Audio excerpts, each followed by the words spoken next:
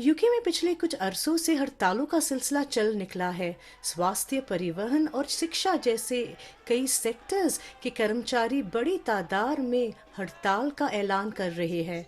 लगभग 5 लाख ब्रिटिश कर्मचारी पिछले कुछ महीनों में बेहतर वेतन और काम के हालात की मांग के समर्थन में हड़ताल पर जा चुके हैं। कर्मचारी यूनियनों का कहना है कि बिजली, गैस और खाने की चीजों की बढ़ती कीमतों के हिसाब से कामगारों की तनख्वाहें भी बढ़नी चाहिए।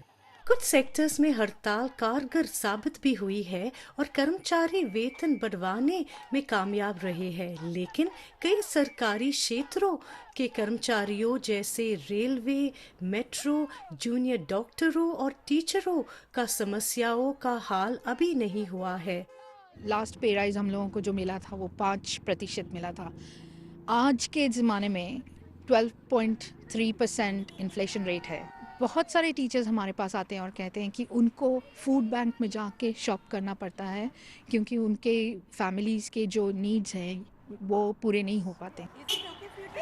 स्कूल्स को फंडिंग नहीं मिल रहा है।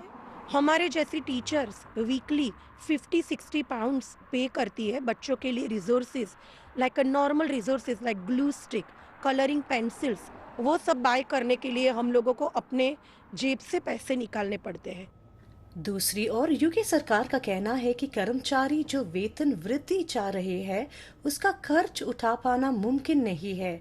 सरकार के मुताबिक महंगाई के मुताबिक वेतन बढ़ाने से दिक्कत और बढ़ेगी। यूके सरकार की ओर से कोशिश हो रही है कि हड़तालों के कामकाज पर असर को कम करने वाले कानून को पास करवाया जाए। अगर कानून अमल में आता है तो कई क्षेत्रों के कर्मचारियों के लिए हड़ताल वाले दिनों में भी काम करना जरूरी होगा। Since I became Prime Minister, I have been working for new tough laws to protect people from this disruption.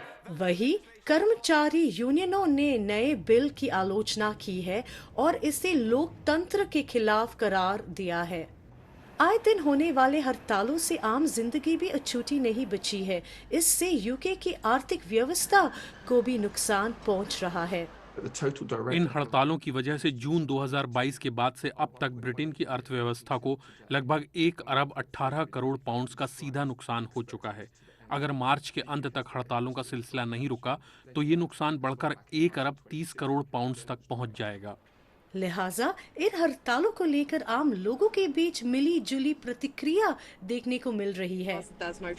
कोई ट्रेन नहीं चल रही, इसलिए हमें कारों का सहारा लेना पड़ा और इसलिए यात्रा बहुत लंबी हो गई और ये थोड़ा दिक्कत भरा है। मैं हड़तालों का समर्थन करती हूँ। मैं इनके पीछे की वजहों को समझती हूँ और मुझे लगता है कि ये वजहें जायज़ हैं। इस बात को लेकर चिंताएं बढ़ रही है कि अगर कर्मचारियों के बीच असंतोष का जल्द ही समाधान नहीं निकाला गया तो इससे यूके की इकोनॉमी का नुकसान तो होगा ही, लोगों की रोजमर्रा की जिंदगी पर भी असर पड़ेगा। गगन सब्रवाल, BBC न्यूज़।